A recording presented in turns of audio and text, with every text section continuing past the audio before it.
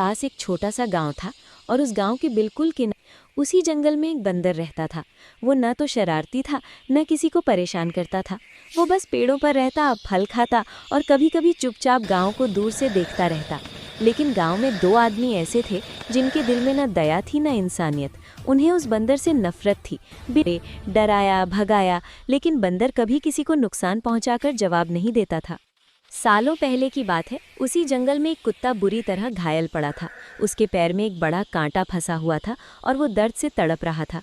बहुत से जानवर वहां से गुजरे, लेकिन डर के कारण कोई उसकी मदद के लिए आगे नहीं आया।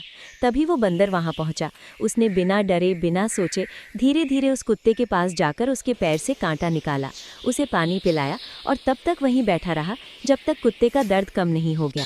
कुत्ता उस बंदर को बस देखता रहा। उसकी आंखों में कृतज्ञता थी, जैसे मन ही मन कह रहा हो कि ये एहसान वो कभी नहीं भूलेगा। समय बीत गया। एक दिन वही दो बुरे आदमी फिर जंगल में आए। इस बार उनके इरादे बहुत खतरनाक थे। उन्होंने एक जाल बिछाया और बंदर उसमें फंस गया। बंदर ने बहुत कोशिश की, चीखा, छटपटाया, लेकिन कोई नहीं आया। उन दोनों ने बेरहमी से बंदर को पीटा, उसे घसीटते हुए रेलवे ट्रैक तक ले गए और हंसते हुए उसे पटरी के बीचों बीच फेंक दिया। फिर वे वहां से भाग गए जैसे कुछ हुआ ही न हो। बंदर ने उठने की कोशिश की, लेकिन उसका शरीर जवाब दे चुका था। तभी दूर से ट्रेन की आवाज आने लगी। धड़-धड़, धड़-धड़। आवाज हर सेकंड पास आती जा रही थी। बंदर की आंखों में आंसू आ गए। उसके मन में आखिरी बार यही ख्याल आया कि उसने तो कभी किसी का बुरा नहीं किया, फिर उसके साथ ऐसा क्यों हो रहा है। ट्रेन अब साफ दिखाई दे रही थी, बस कुछ ही सेकंड बचे थे। बंदर ने अपनी आंखें बंद कर लीं। उसे लगा कि अब सब खत्म होने वाला है। उसी समय पास के जंगल से एक कुत्ता तेजी से दौड़ता हुआ आया।